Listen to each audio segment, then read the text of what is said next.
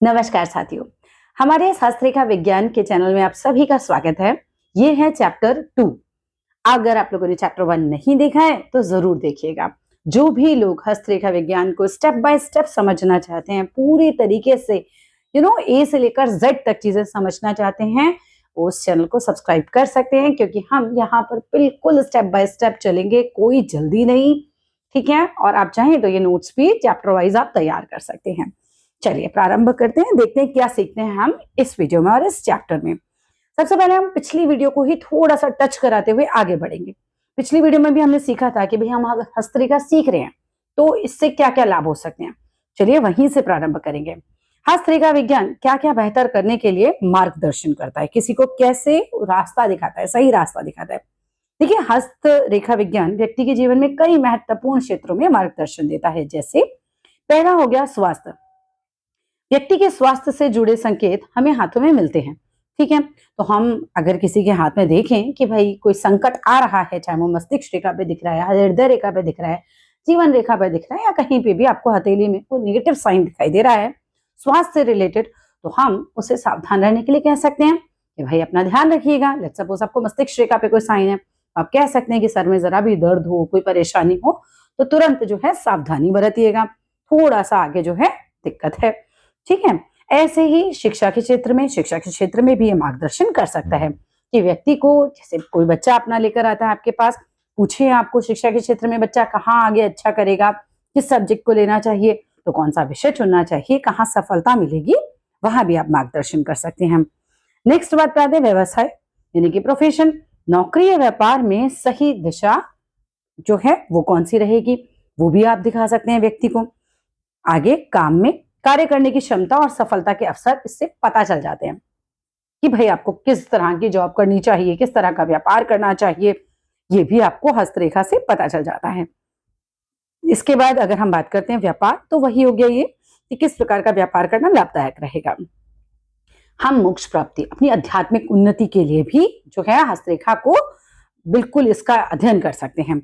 आगे बात करें अगर हम शादी, तो बहुत सारे लोग आपके पास आएंगे पूछने के लिए कि मेरी शादी कब होगी, कैसी चलेगी, तो उसका अध्ययन भी किया जा सकता है कि विवाह का समय कैसा होगा, मतलब कब तक शादी हो जाएगी, है ना, कैसी स्थिति होगी, इसका अनुमान आप हाथ से लगा सकते हैं। वैवाहिक जीवन की बात की जाए तो दाम्पत्य जीवन किसी का कैसा रहेगा, इसका संकेत भी आपको हाथों से मिल जाता है। बच्चों से जुड़े संकेत भी हमें हाथों से मिलते हैं, तो हम उसके लिए भी लोगों को जो है एडवाइस कर सकते हैं कि भाई बच्चे होंगे नहीं होंगे, कब तक होंगे। ठीक है, वहां भी हमें हस्तरेखा से बहुत सारी जानकारियां मिल जाती हैं। हमें सावधानी बरतनी चाहिए, बच्चे के स्वास्थ्य को अगर कोई ऊपर नीचे दिक्कतें दिख रही हैं उसके लिए भी हम उन्हें बता सकते हैं। धन और संपत्ति की बात की जाए, नहीं, विद्या की बात की जाए, तो ज्ञान और बुद्धि से जुड़े गुणों का भी हमें पता चलता है।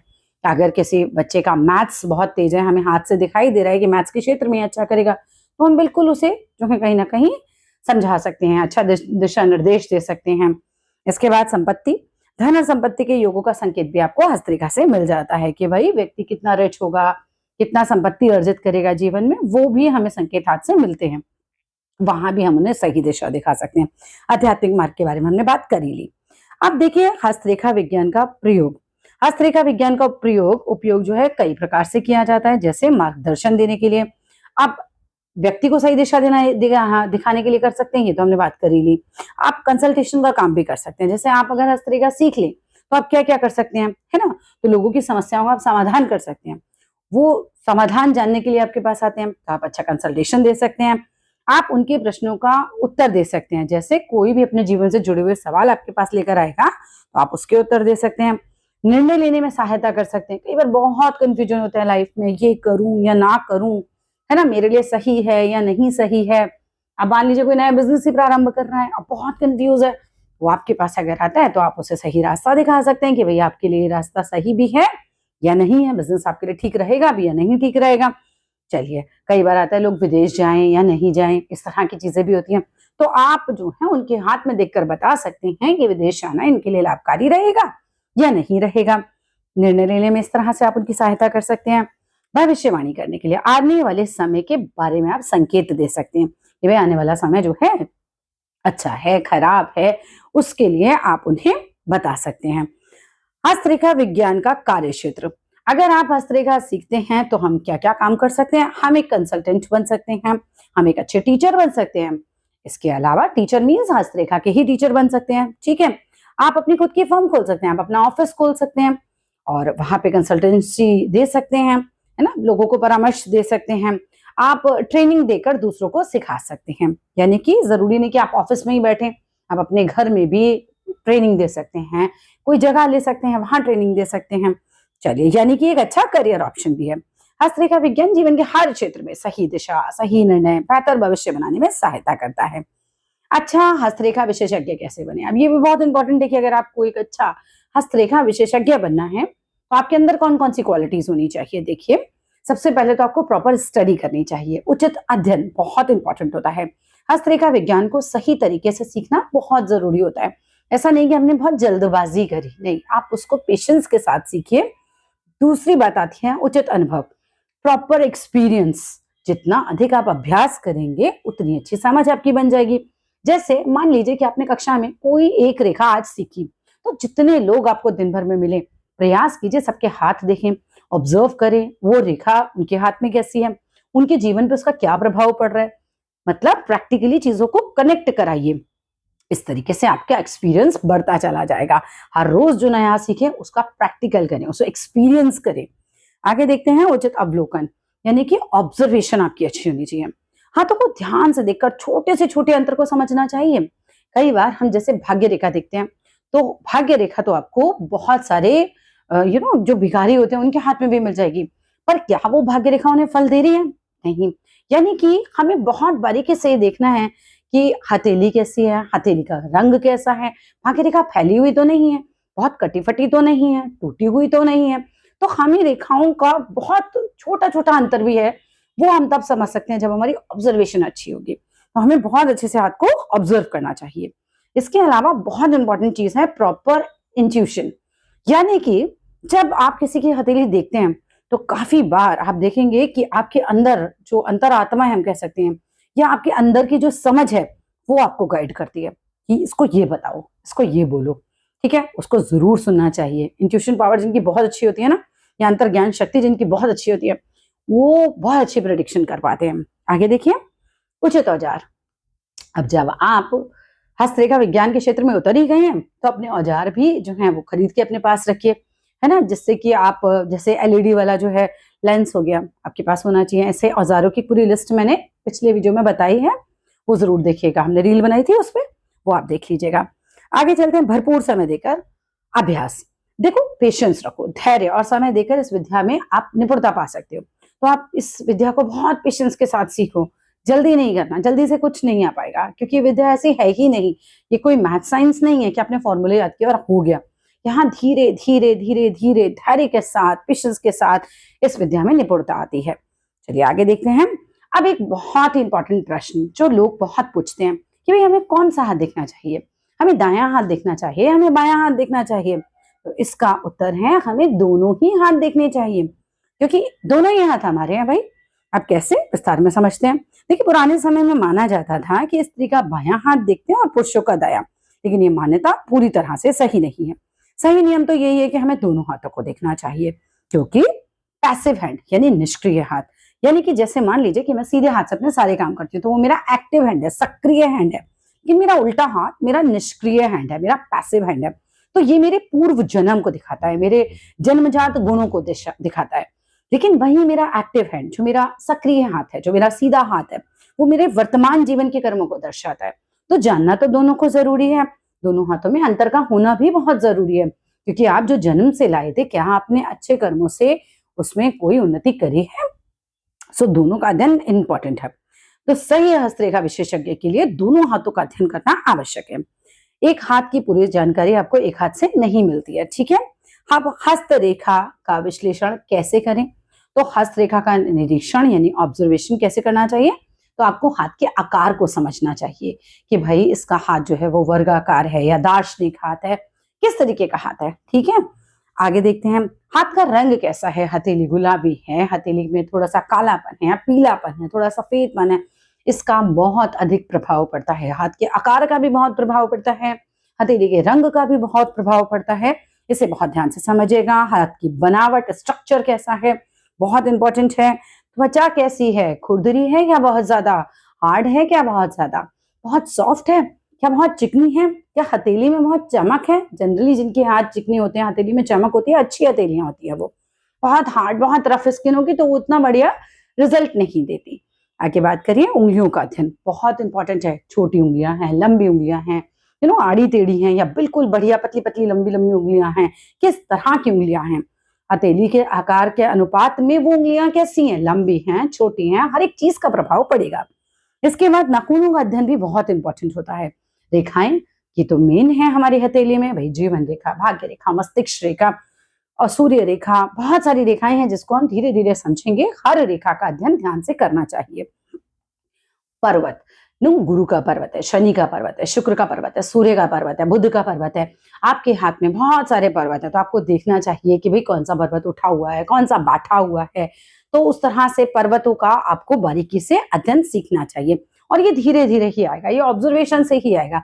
आपने एक बार में पर्वत पढ़ लिए तो उससे तो नहीं आएगा। धीरे धीरे धीरे धीरे जैसे जैसे ऑब्जर्व करते जाएंगे आपको अंतर भी समझ में आता जाएगा। शुरू शुरू में तो सबके हाथ एक जैसे दिखते हैं, लेकिन जब हम प्रैक्टिस करते हैं तो हमें समझ में आने लगती हैं चीजें। आगे देखते हैं, हाथ देखने वाले व्यक्ति के लिए भी बहुत सारे नियम बताए गए हैं। जैसे हस्त रेखा देखने वाले के लिए निम्नलिखित बातों का उसको ध्यान रखना चाहिए। पहला नियम है उसको स्वस्थ होना चाहिए।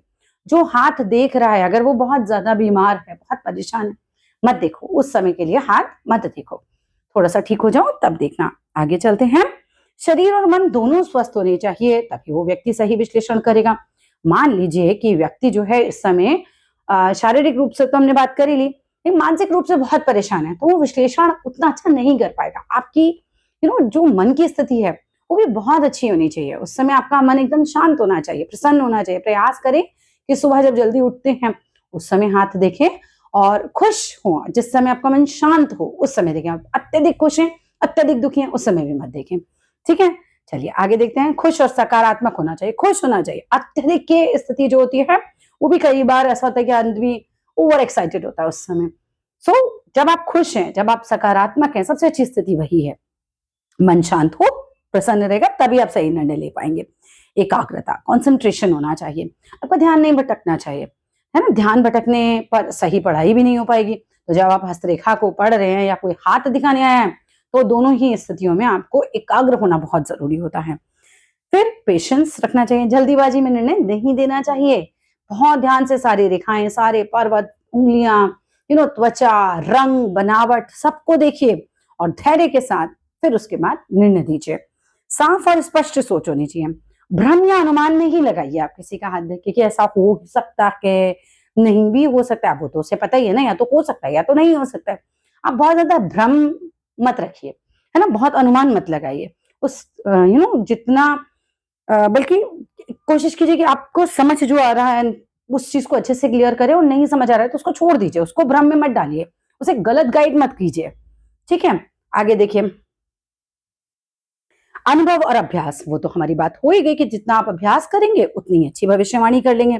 प्रॉपर एनवायरनमेंट होना चाहिए, सही वातावरण होना चाहिए करने के लिए, यानी शांत और बिल्कुल साफ जगह में हाथ दिखना चाहिए। अब ये नहीं है कि आप कहीं पे भी जा रहे हैं, कहीं पे भी आप शुरू हो गए हाथ दिखना, ऐसा नहीं करना है। हमें साफ सुथरी जगह पे जहाँ शांति हो वहां पे अध्ययन करना चाहिए हाथों का।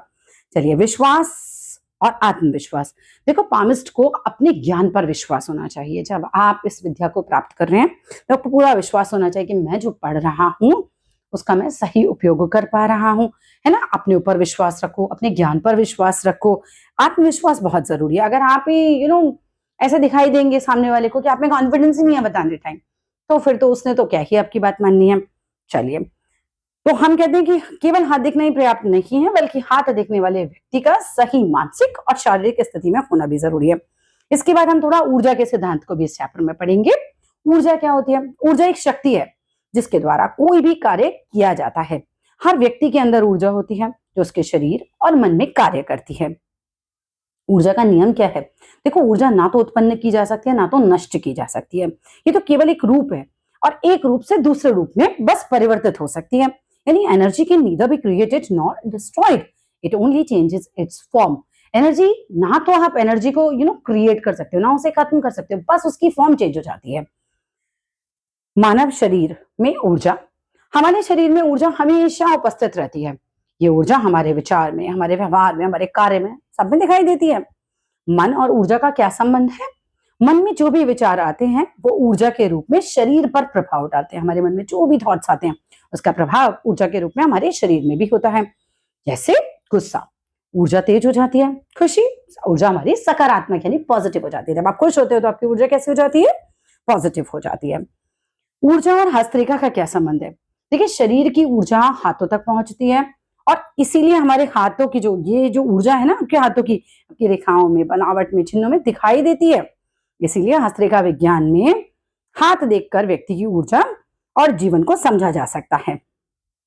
हाथ व्यक्ति की ऊर्जा के दर्पण होते हैं बेसिकली। आगे देखते हैं, ऊर्जा का सिद्धांत हमने बात कर ली। ऊर्जा का प्रवाह कैसे होता है? फ्लो ऑफ एनर्जी कैसे है? हीट हमेशा हाई से लो की तरफ जाती है, यानी कि गर्म चीज से ठंडी चीज की तरफ। अगर चाय गर्म है, ठीक है, और प्याला ठंडा है, तो क्या होगा? प्याला ठंडा हो जाएगा कि चाय ठंडी होगी? प्याला जो है वो ऑलरेडी ठंडा था, चाय गर्म है तो प्याला भी गर्म हो जाएगा, क्योंकि प्याला ऑलरेडी ठंडा था पहले, ठीक है। लेकिन गर्म चाय से हीट जो है वो ठंडी चीज की तरफ जा रही है, ऊर्जा जो है वो ठंडी चीज की तरफ जा रही है। जैसे बर्फ से पानी बनता है ना, तो उसको हीट मिली तो वो धीरे धीरे पिघलने लग गया। यहाँ केवल रूप बदल रहा है। पानी तो पानी ही है, बर्फ तो बर्फ, मतलब बर्फ भी तो एक तरीके से पानी ही है ना। यहाँ ऊर्जा नष्ट नहीं होती, बस केवल उसने अपना रूप बदल लिया। अब इसका दार्शनिक अर्थ भी समझ लो। हमने ऊर्जा को समझा कि ना तो वो क्रिएट होती है, ना तो वो फिनिश होती है, खत्म होती है। ऐसे ही तो है दार्शनिक भाग भी। मैं शरीर नहीं हूं, मैं तो आत्मा हूं, मैं तो एक ऊर्जा हूं। इसीलिए कहते हैं आत्मा जो है वो तो ना तो कोई उसे क्रिएट करता है और ना ही वो डिस्ट्रॉय होती है हमारे बनने पर, ठीक है। अर्थात शरीर तो नश्वर है, नष्ट होने वाला है, ये बॉडी नश्वर है, ये नष्ट हो जाएगी। लेकिन ऊर्जा, आत्मा, ये नष्ट नहीं होती है, ये केवल एक रूप से दूसरे रूप में परिवर्तित होती है। यहाँ पर हम इस श्लोक को पढ़ेंगे। नैनम छिन्नन्ति शस्त्राणि, नैनम दहति पावकः, न चैनम क्लेदयन्तापो, न शोष्यति मारुतः। यानी कि आत्मा को कोई शस्त्र काट नहीं सकता, अग्नि उसे जला नहीं सकती, जल उसे भिगो नहीं सकता और वायु से सुखा नहीं सकती। अर्थात आत्मा यानी ऊर्जा तो अजर और अमर है। आत्मा का स्वरूप की बात करें, आत्मा कभी जन्म नहीं लेती, ना कभी मरती है। ये आजन्म, नित्य, शाश्वत और पुरातन है। शरीर के नष्ट होने पर भी आत्मा नष्ट नहीं होती। यानी निष्कर्ष हमने समझा कि ऊर्जा यानी आत्मा कभी नष्ट नहीं होती, केवल उसका रूप बदलता है। इसी ऊर्जा के प्रभाव जो है वो हमारे शरीर पर और हमारे हाथों में भी दिखाई देता है। आज के वीडियो में इतना ही। मुझे पूरी उम्मीद है कि आपको अच्छे से चीजें समझ में आई होंगी। मेरा अनुरोध है कि आप लिख लिख कर इनके नोट्स को तैयार करें और अगर कोई भी परेशानी आपको है तो कमेंट बॉक्स में जरूर लिखें। धन्यवाद।